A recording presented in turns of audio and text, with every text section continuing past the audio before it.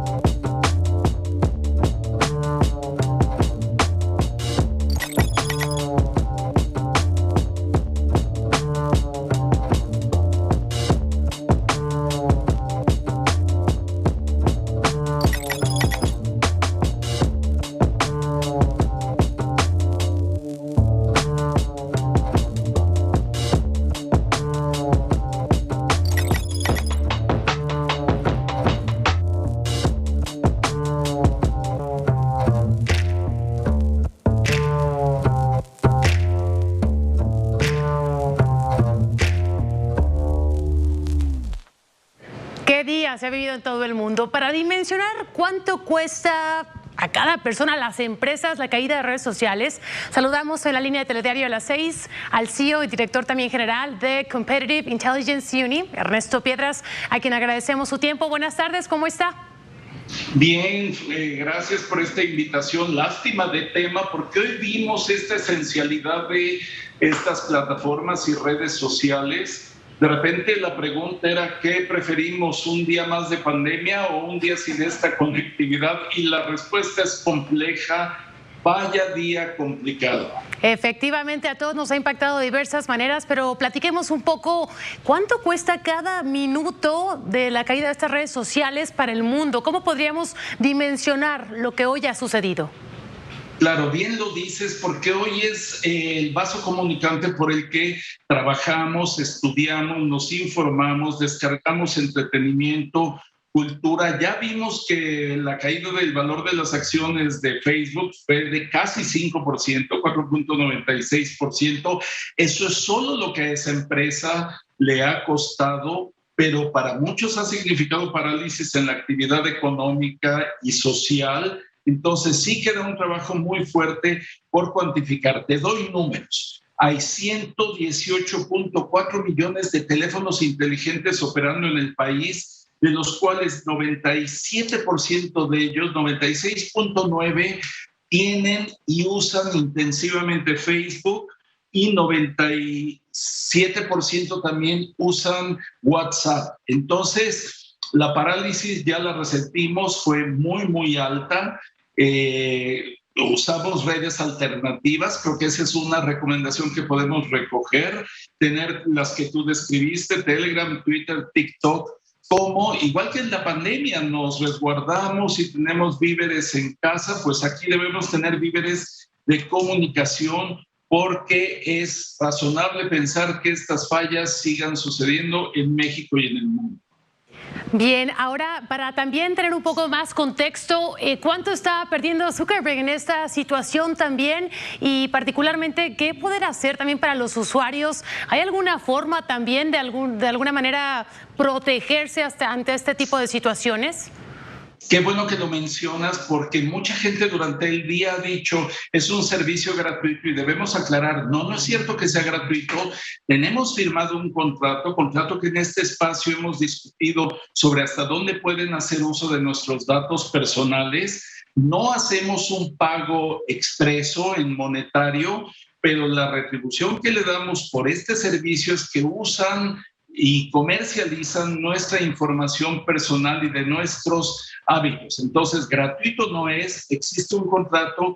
La primera pregunta que nos deben responder los abogados es ¿Quién de las autoridades en México debe atender esto? Yo tiendo a pensar como economista que sería la Procuraduría, Subprocuraduría de Telecomunicaciones dentro de la Profeco, pero veríamos también si el Instituto Federal de Telecomunicaciones tiene injerencia aquí. Pero insisto, hay un contrato de por medio que hemos firmado y que deben honrar y hoy por hoy no lo cumplieron.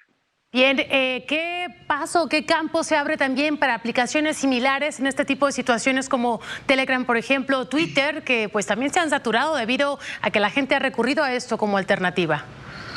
Sí, yo creo que la diversificación es una buena alternativa, como lo hacemos en muchas otras cosas, como lo hacemos con nuestras inversiones, con nuestro patrimonio. Pues aquí es un patrimonio de información y de conectividad y no debemos caer en tal dependencia.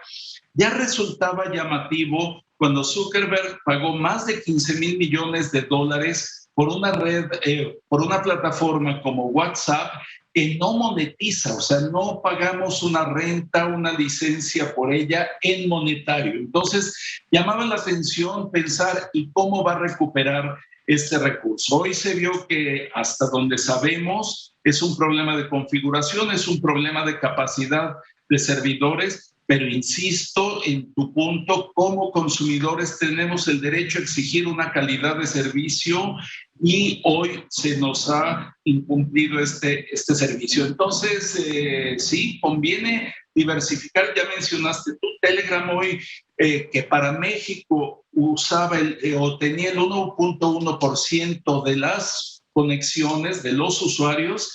No me extrañaría especular que haya subido a 3 o 4% porque muchos migramos hacia allá. Twitter, por supuesto, que ya lo teníamos en una proporción de 11%, pues sus mensajes directos, sus DMs, que se les llama en inglés, han sido usados más, y TikTok para el segmento que lo usa, que es sobre todo el de millennials, lo principal, se ha visto también mucho más demandado y claro, de repente con puntos de saturación. Ernesto, te saluda Cayo de Hacha. Ernesto, una pregunta. Un solo hombre es el dueño de 2 de las más grandes redes sociales y hoy se cayeron. ¿Hay algo que se pueda hacer para evitar los monopolios de estos oligarcas del Valle del Silicio? O sea, no puede ser posible que se caiga una empresa y se caigan la mayoría de las redes sociales del mundo. Porque dices bien, nosotros firmamos un contrato, les damos nuestra información a cambio de que nos den el servicio y hoy una sola persona es casi dueña de la mayoría de las redes sociales. Cayo, querido, tu preocupación es la misma del presidente Biden, ¿eh? Él entró a la presidencia y pensábamos que iba a ser un presidente más liberal, más dejar hacer a las empresas, y al contrario, fue el primero en llegar a decir mucho en la línea de lo que tú estás diciendo. Me preocupa que estas 5 grandes empresas tecnológicas concentren tanto poder. A ver, a mí me parecería razonable si ellos tienen esta huella de mercado, pues que tuvieran diversificados sus servidores. Cualquier empresa global que tú encuentres tiene un servidor en Colombia, otro en la India, otro en California y otro en Estados Unidos, y tiene lo que se llama redundancia.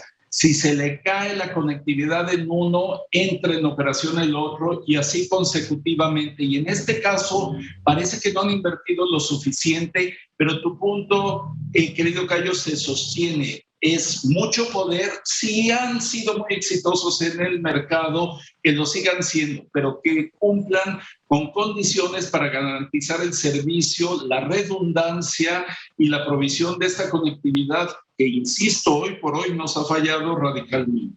Ernesto Piedras, consultor en telecomunicaciones, gracias por esta valiosa información y estamos atentos y veremos también qué reacciones sigue generando esta caída. Gracias y hasta pronto. Seguimos dándole seguimiento. Hasta la próxima. Gracias. Pues ahí tiene usted precisamente esta información. Vamos a estar atentos y en un momento más platicaremos con Fernando Santillanes, el experto, para que nos explique realmente técnicamente qué fue lo que ocurrió. Y mire usted, esto que vemos en pantalla precisamente, pues es este golpe millonario por la caída de las redes sociales. Ahí tiene usted una estadística: 51,000 millones de dólares es la pérdida global y 336,000 millones de dólares es la pérdida tan solo en nuestro país. Ahora, ya lo decíamos también, ¿cuánto está perdiendo Mark Zuckerberg? 6.500 millones de dólares. Pero vamos también a entender un poco qué es lo que pasó. Fernando Santillanes, qué gusto tenerte aquí. ¿Cómo estás? Muy buenas tardes. Un gusto estar en este espacio. Un pelo ahí, cualquier cosa, lo que perdió Mark Zuckerberg y lo que perdió Facebook. Pero vamos a ver la reacción mañana de mercados. Eso va a ser muy importante. Cómo todo esto reacciona alrededor de otras empresas. Ya lo decía Ernesto Piedras, algo muy importante, la redundancia. ¿Por qué pasó esto? La gente se pregunta si hay tantos servidores que están en tantos distintos lugares. ¿Cómo es que sucedió? Y creo que la gran pregunta que le vamos a estar dando vuelta durante las siguientes semanas, incluso meses, es Facebook. ¿No eres un monopolio o si eres un monopolio? Quítate la parte política.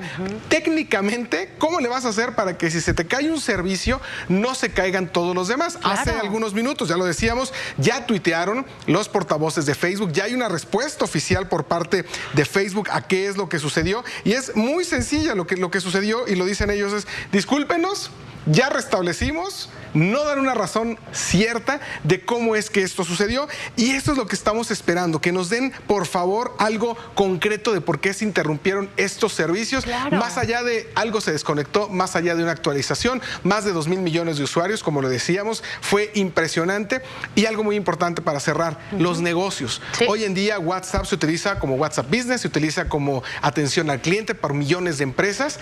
¿Cuánto afectaron a estas pequeñas o medianas empresas o grandes empresas que utilizan WhatsApp, no como tú y como yo para organizar el programa, no para mandar nada más memes, para mandar mensajes, sino para hacer negocio? Hoy esto nada más nos devela cómo una compañía tan grande como Facebook tiene que entender técnicamente cómo no debe de caerse un servicio y en dominó tirar todos los demás. Más de 6 horas caído.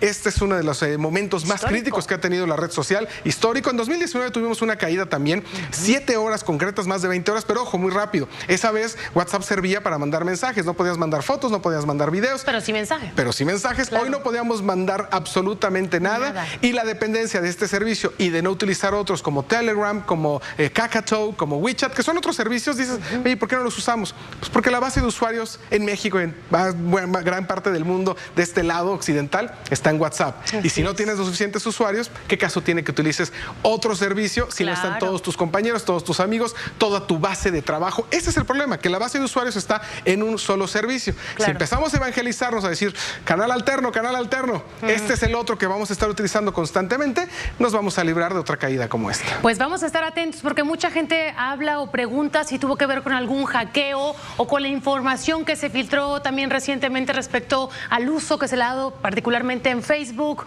para, bueno, pues temas que no son correctos, entre otras cosas. No hay entonces todavía una razón que podamos nosotros ya concluir. La información de los usuarios está en riesgo también, fotografías, no sé. Yo considero que no debe estar en riesgo, Verónica. Hay que tener en cuenta esto. Esto no es un hackeo, no fue un hackeo. Hasta el momento no se ha dado a conocer esto y sería muy difícil que se hackeara de esta manera. Es un problema de servidores, no que entraran a robar la información. Si bien hay información, como dices, que está trascendiendo sobre si alguien se puede adjudicar un supuesto hackeo, creo que es mejor que las autoridades y la misma empresa lo dé a conocer, no especular, y lo más importante, tener claro que nosotros somos responsables también de nuestros datos. Pensemos 2 veces cuánto subimos a estas redes sociales, cuánto compartimos por este tipo de servicios de mensajería y cuánto podemos seguirlo haciendo a la antigüita, en persona, y ojo, hablando por teléfono. Si no se pueden comunicar hoy, échense un telefonazo, créanme, es una gran manera de comunicarse y en tiempo real. Algo habrá que aprender de esta situación. Fernando Santillanes, muchísimas gracias. Gracias a ustedes. Y estamos